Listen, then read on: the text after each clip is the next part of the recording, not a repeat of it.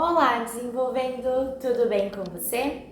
Desenvolvendo, no vídeo de hoje eu irei alimentar a playlist que nós temos aqui no canal, Entendendo o Autismo. Hoje eu irei falar sobre um dos tratamentos mais procurados e indicados pelos profissionais da área da saúde. É um tratamento que auxilia aí no ampliar o repertório, auxilia no desenvolvimento da comunicação e no desenvolvimento integral do sujeito que tem o diagnóstico do transtorno do espectro autista. Hoje eu irei falar um pouquinho sobre o ABA. Vamos entender o que é o ABA e qual é a sua finalidade e a sua aplicação? Vem comigo!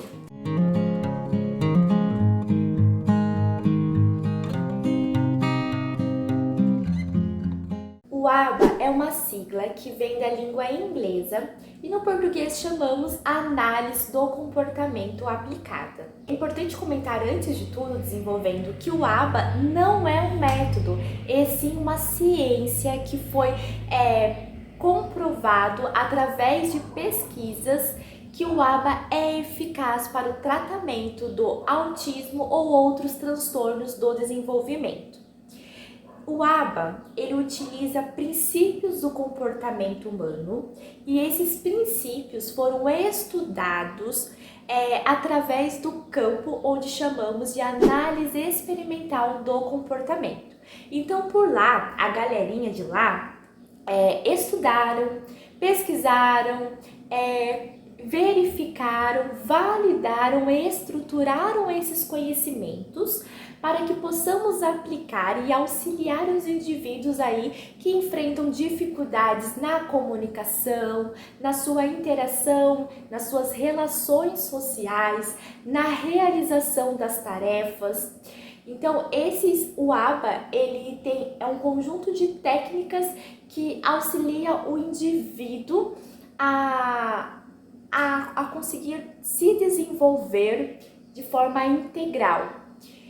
E esses conhecimentos foram estudados no campo da análise experimental do comportamento. Podemos dizer, então, que o ABA é a aplicação da prática desses conhecimentos.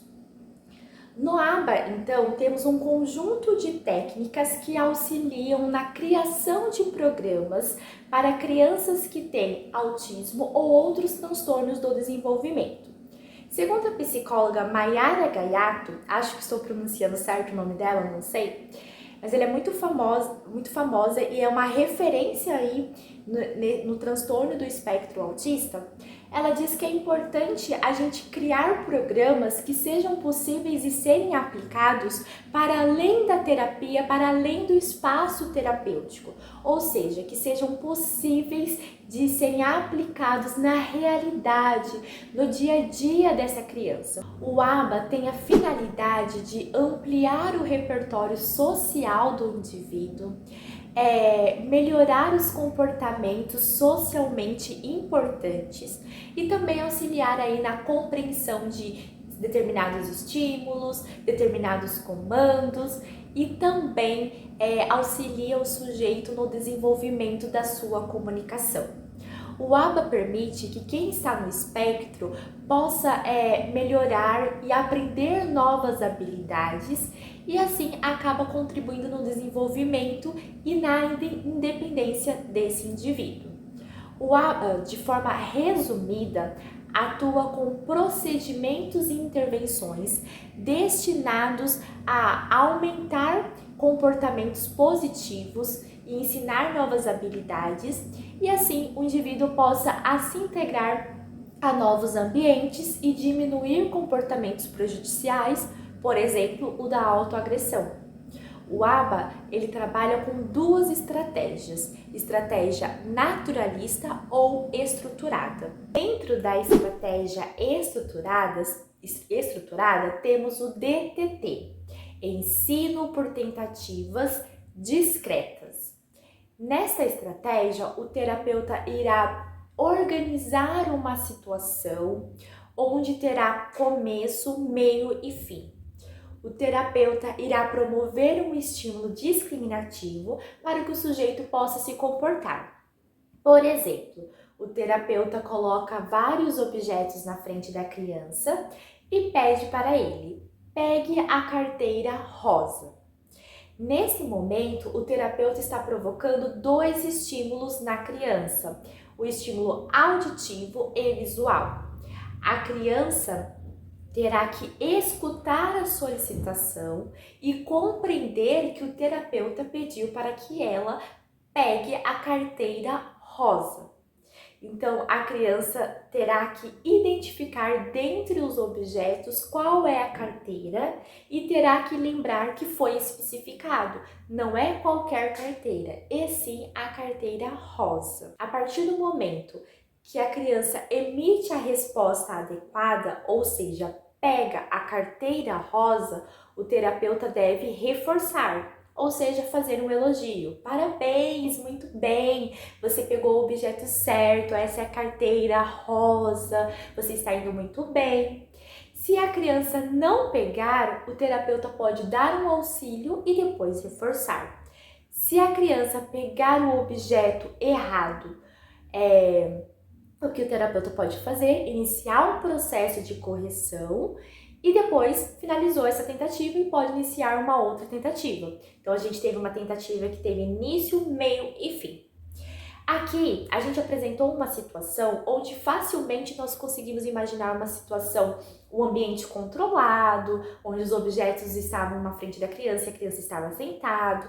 Ou seja, a gente consegue imaginar aí uma sala de aula, conseguimos imaginar o espaço da clínica, mas essa estratégia é possível de ser aplicada em outros contextos, em outras situações. Por exemplo, você está numa festa e pede para a criança pegar um brigadeiro para você. Se ela pegar o doce certo, você reforça. Finalizou uma tentativa.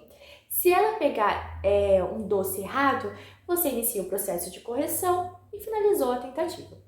Se ela não pegar nenhum doce, você auxilia, dá um auxílio para ela, e lembrando que você precisa reforçar também, que faz parte da tentativa, né, dessa estratégia, o reforço.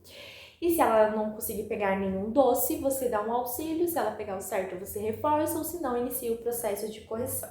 Na estratégia naturalista, geralmente quem inicia a tentativa é a criança. Por exemplo, primeiro o terapeuta irá manipular o ambiente de modo que a criança possa escolher a atividade ou objeto que faz mais sentido, que o terapeuta verificou de acordo com a avaliação, com as necessidades da criança, faz mais sentido realizar naquela sessão. Então, por exemplo, a criança gosta de brincar com quebra-cabeça e caça-palavra. Mas o terapeuta identificou, através da avaliação, da demanda, das necessidades daquela criança, que o quebra-cabeça faz mais sentido para explorar determinadas habilidades e comportamentos que aquela criança tem necessidade naquele momento. Por isso, o terapeuta irá esconder o caça-palavra e deixar mais visível o quebra-cabeça, de modo que a criança possa escolher, né, o quebra-cabeça.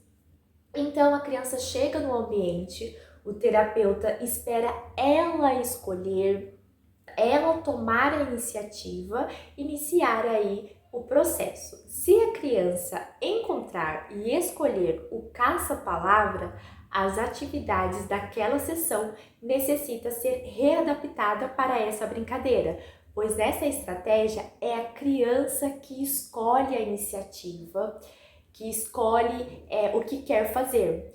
Pois dentro dessa estratégia, um dos princípios é usar, ter aí como base a motivação da criança, a sua iniciativa. Outra diferença também nessa estratégia é que o reforço não é arbitrário, e sim próprio da própria tarefa. Por exemplo, quando pedimos para um indivíduo pegar um objeto para a gente e a gente elogia, esse reforço é arbitrário, pois normalmente quando alguém pega algo para a gente na vida, dificilmente elogiamos. A gente pode agradecer, mas não elogiamos o indivíduo por ter feito isso por nós. Diferentemente, o que ocorre na estratégia naturalista. A própria tarefa é o reforço. A criança escolheu o que quer fazer e nós iremos fazer o que ela escolheu, ou seja, ela está motivada, não necessitando de um elogio, pois a sua própria motivação já é o reforço. E aí tenho certeza a pergunta que fica: qual é a melhor estratégia, naturalista ou estruturada? De acordo com as minhas leituras desenvolvendo, eu pude compreender que não existe uma melhor, pois as duas têm a finalidade de auxiliar o sujeito no seu desenvolvimento e ampliar o seu repertório social, no desenvolvimento da sua comunicação e aumentar comportamentos positivos, comportamentos importantes socialmente. Então, as duas estratégias, ela tem a finalidade de auxiliar o sujeito no seu desenvolvimento integral e diminuir aí as suas dificuldades, por exemplo, de realizar tarefas que são simples, que são importantes. Tem a finalidade de auxiliar aí na independência do sujeito também.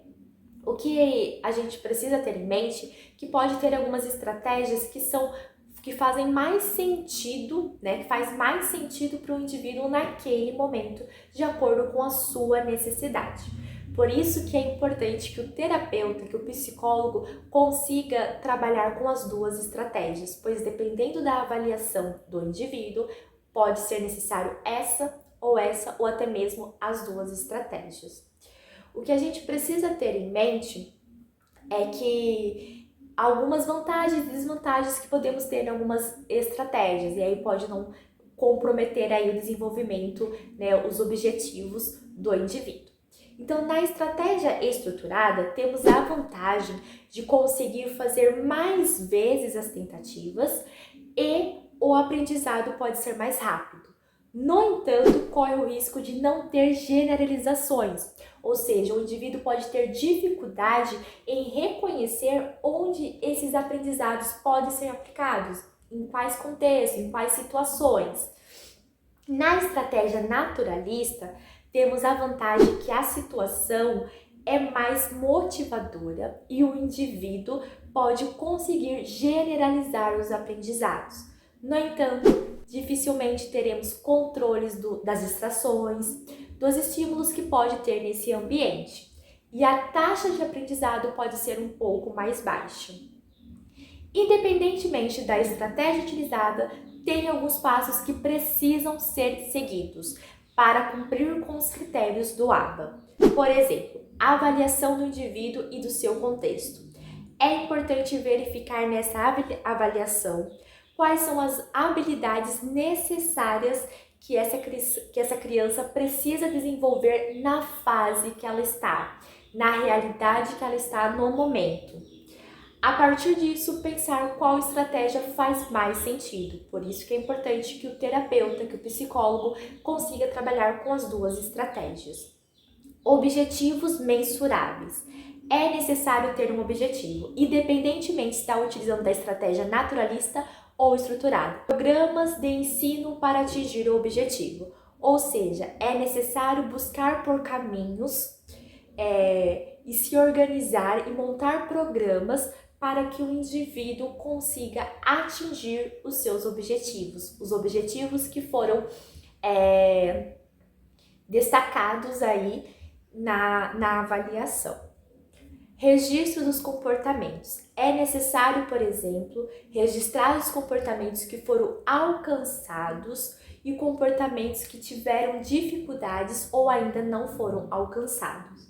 É necessário esse registro dos comportamentos, quais eram os alvos no início e quais desses alvos foram alcançados. Então é importante ter esse registro. Desenvolvendo, esse foi o vídeo de hoje. Eu espero que tenha contribuído no seu desenvolvimento, no que você buscava por aqui.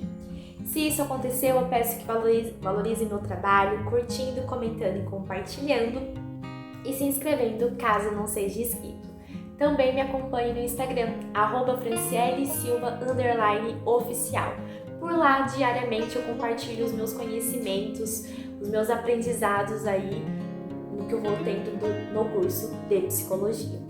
Desenvolvendo, informo que todas as referências que usei na construção desse roteiro estão aqui na descrição desse episódio.